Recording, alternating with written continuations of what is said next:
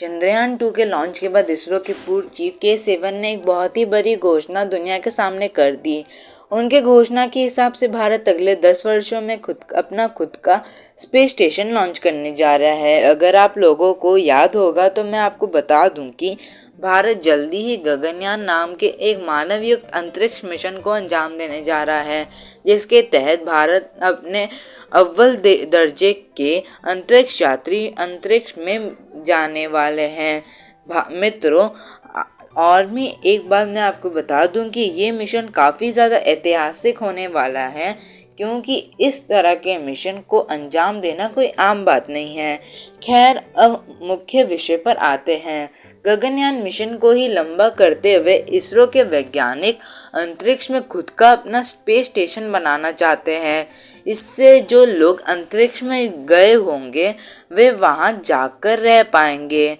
मैं आपको बता दूं कि गगनयान मिशन के लिए सरकार ने 10,000 करोड़ के नकद राशि इसरो को दी है, जिससे इसरो अपना ये मिशन अच्छे से पूरा कर सके।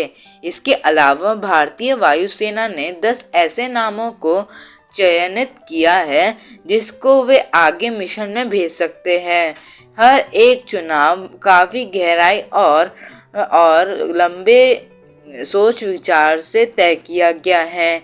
ऐसे में इसरो इन 10 लोगों में से केवल 3 लोगों को ही अपने गगनयान मिशन में भेजने जा रहा है।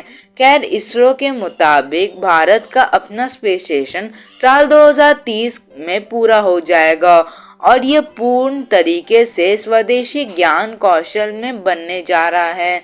मैं आपको बता दूं कि इस स्पेस स्टेशन को बनाने में किसी भी बाहरी देश की मदद नहीं ली जाएगी। कब और कैसे होगी मिशन की शुरुआत? गगनयान मिशन पूरा होते ही इसरो के वैज्ञानिक एक बहुत ही बारीक रिपोर्ट सरकार को देंगे, जिस पर भारतीय स्पेस स्टेशन के बारे में हर जरूरी जानकारी होगी। सूत्रों से पता चला है कि ये स्पेस स्टेशन लगभग 20 टन वजनी होगा और इसके अंदर कुछ अंतरिक्ष यात्री 2 से 3 हफ्तों तक रह पाएंगे। दोस्तों, स्पेस स्टेशन के अंदर लाइफ सपोर्ट सिस्टम के अलावा माइक्रोग्रेविटी के ऊपर भी काफ़ी ज़्यादा शोध होगा। अधिक जानकारी के लिए बता दूं कि ये स्पेस स्टेशन पृथ्वी की सतह से लगभग 400 किलोमीटर ऊपर मौजूद होगा। इसरो के पूर्व चीफ के सिवन ने अपने इसरो के चीफ बनने के शुरुआत में ही स्पेस स्टेशन बनाने के बारे में सोच लिया था। उनके मुताबिक स्पेस स्टेशन को बनाने का काम जितनी जल्दी शुरू हो जाए उतनी ही अच्छा है, क्योंकि गगनयान मिशन और स्पेस स्टेशन को बनाने के मिशन के अंदर मात्र 6 से 7 साल का समय है।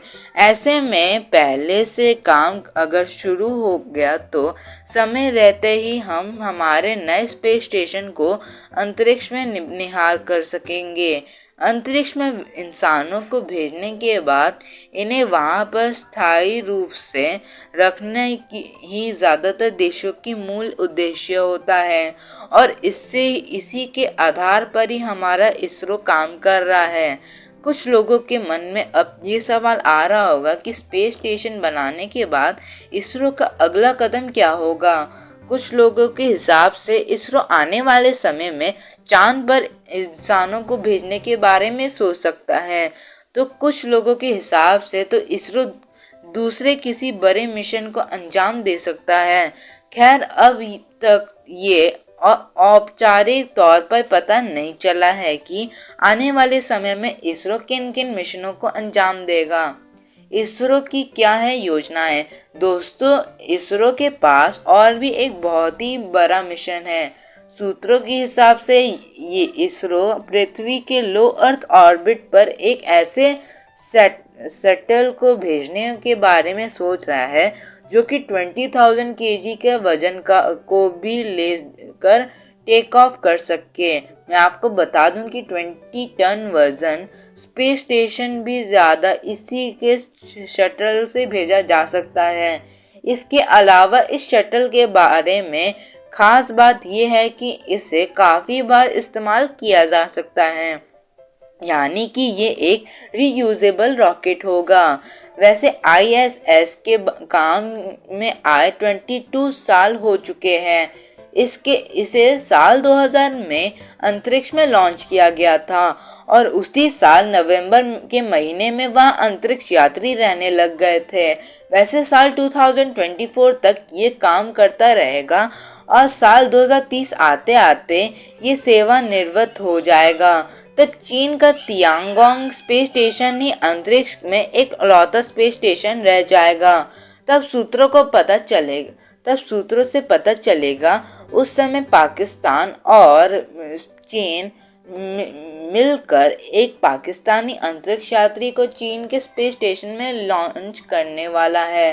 खैर, चीन के सरकार ने कहा है कि वो 6 अंतरिक्ष विज्ञान के शोधों को अंजाम देने के लिए स्वीकृति देगा।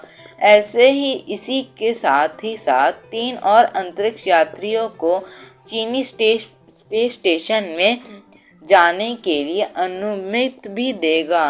वैसे उन 3 अंतरिक्ष यात्रियों में से 2 भारतीय अंतरिक्ष यात्री भी होंगे। इससे पहले इसरो के बारे में कहा जा रहा था कि वो ISS में भाग लेने जा रहा है, लेकिन ऐसा कुछ नहीं है।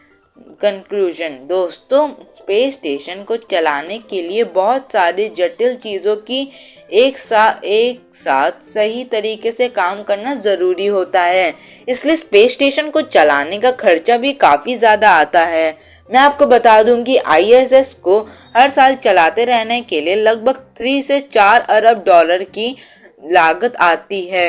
इसके अलावा जापान जैसे सहयोगी राष्ट्रों को ISS के अंदर स्थित अपने मॉड्यूल को सिर्फ चलाते रहने के लिए ही लगभग 300 से 400 मिलियन डॉलर की लागत देनी पड़ती है। मैं आपको बता दूं कि इतनी पैसे